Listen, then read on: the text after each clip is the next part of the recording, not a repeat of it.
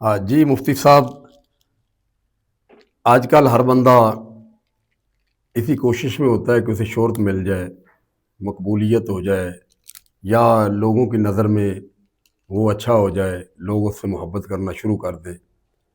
تو اس معاملے میں شرعی لحاظ سے ہم چاہتے ہیں کوئی ایسا وظیفہ، ایسا عمل جس سے اللہ بھی راضی ہو، اور وہ کرنے سے انسان کی شخصیت پرکشش ہو جائے اور مقبولیت اس کی ہو جائے۔ تو اس بارے میں کوئی شرعی لحاظ سے آپ عمل بتا دیں۔ بسم اللہ الرحمن الرحیم۔ محبت اور کشش اور مقبولیت کا وظیفہ آپ نے پوچھا، اور یہ محبت بڑی چیز ہے، اور اگر اللہ کی رضا کے لیے ہو تو انسان کو دکھ نہیں دیتی، تکلیف نہیں دیتی۔ اگر آپ چاہتے ہیں کہ محبوب جو کہو وہ ویسا کریں، حلال طریقے سے، حلال نکاح کی نیت سے، اگر آپ کسی خاتون سے محبت کرتے ہیں تو یہ عمل اگر آپ کرتے ہیں، یا باپ بیٹے کے لیے عمل کرتا ہے کہ میرا بیٹا مجھ سے محبت کرے، یا بیٹا باپ کے لیے کر سکتا ہے، ماں بیٹے کے لیے کر سکتی ہے کہ بچے دور ہو رہے، محبت کے لیے بہت ضروری وظیفے ہیں، اور اتنا ضروری ہے کہ جس دور سے ہم گزر رہے ہیں اس دور میں تو ہر بندہ محبت کا بھوکا ہے، اور صرف چند منٹ کی ضرورت ہوتی ہے کہ یار رشتوں کو قریب کیا جائے، رشتوں کو قریب کیا جائے۔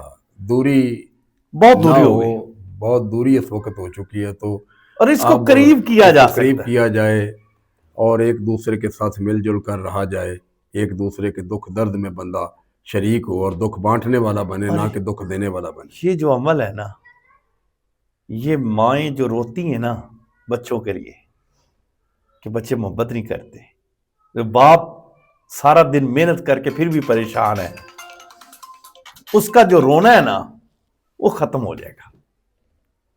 کرنا کیا ہے؟ کرنا یہ ہے، ظہر کی نماز یا عصر کی نماز کے بعد باوضو ہو کے خوشبو لگائیں، خوشبو لگانے کے بعد 11 مرتبہ درود پاک پڑھیں۔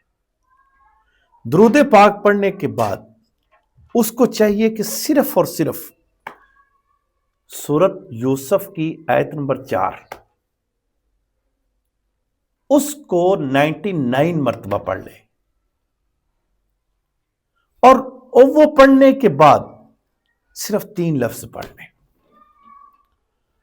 اور یہ 3 لفظ جو لفظ ہیں یہ کشش پیدا کرتے ہیں، بندہ خود مقبول ہو جاتا ہے۔ جو بندہ یہ پڑھتا ہے نا، زبر زیر پھر پیش، بندہ خود پیش ہو جاتا ہے۔ تو یہ چیز جو 3 لفظ ہیں ان میں طاقت بہت ہے، اللہ کے صفاتی نام ہے، اور تقریباً 1 سال کے اندر 10,000 سے زیادہ لوگوں نے اپنی محبت کو پایا ان وظیفوں سے۔ اتنے مقبول لفظ ہیں یہ۔ صحیح۔ پہلا لفظ یا ودود، دوسرا یا لطیف ہوں، تیسرا یا جمیل ہوں۔ اور یہ پڑھنے کا طریقہ ہے، اگر کسی شخص کو یہ پڑھنا آ جائے نا، طریقہ آ جائے، تو محبت، کشش، مقبولیت یہ بڑی معنی رکھتی ہیں، اور یہ ساری چیزیں حاصل ہو جاتی ہیں۔ اور پڑھنا ایسے ہے، آپ نے ظہر یا عصر کے بعد پہلے آپ نے سورت یوسف کی آیت نمبر 4 اس کو پڑھنا 99 مرتبہ، اس کے بعد آپ نے تسبیح لینی ہے۔ تسبیح لینے کے بعد یہ تینوں لفظوں کو پہلے درود پاک پڑھے، تینوں لفظوں کو ایک ہی بار، یا ودود، یا لطیف، یا جمیل، ایسے دوسرے پہ۔ یہ جب 33 بار ہو جائیں تو پھر درود تاج پڑھنا ہے، پہلے درود ابراہیمی، پھر درود تاج، پھر تینوں لفظوں کو ایک پر پڑھ کے پھر 33 مرتبہ پھر یہاں پر پھر درود تاج پڑھنا ہے، اور درود تاج کے بعد پھر یہاں پر جب آخر میں پھر درود ابراہیمی پڑھنا ہے، یعنی 2 مرتبہ درود ابراہیمی اور درمیان میں 2 مرتبہ درود تاج۔ وہ کہتے ہیں نا کہ محبوب آپ کے قدموں میں آ جائے گا، اور یہ حقیقت میں ایسی ہے کہ محبوب آپ کے پاس آ جاتا ہے یہ لفظ کو پڑھنے، لیکن نیت جائز کام کے لیے، نیت اچھی ہو۔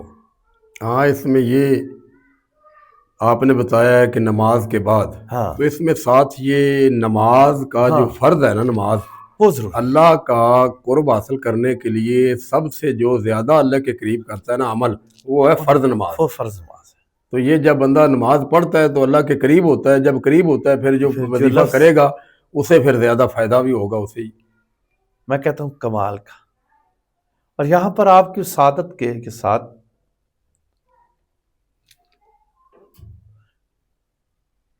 آپ کی وسعت کے ساتھ میں یہاں ایک لفظ بولتا ہوں، جو بندے کہتے ہیں نا میری دعا قبول نہیں ہوتی، یہ ان کے لیے ہے۔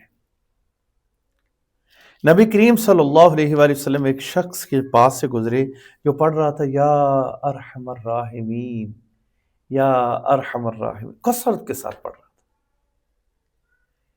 سرکار نے فرمایا یہ شخص جو مانگے گا اللہ اس کو عطا کرے گا۔ اس کا مطلب ہے جو شخص یا ارحم الراحمین پڑھ لے اور اس کے بعد دعا مانگے، اللہ اس کی دعا کو قبول فرماتا ہے۔ صحیح، کتنے پیارے الفاظ ہیں، اللہ عمل کرنے کی توفیق عطا فرمائے۔ آمین، آمین، فائدہ اٹھا لیں، آمین۔ سارے فائدہ اٹھائیں۔ اللہ تعالیٰ آپ کو جزائے خیر عطا فرمائے۔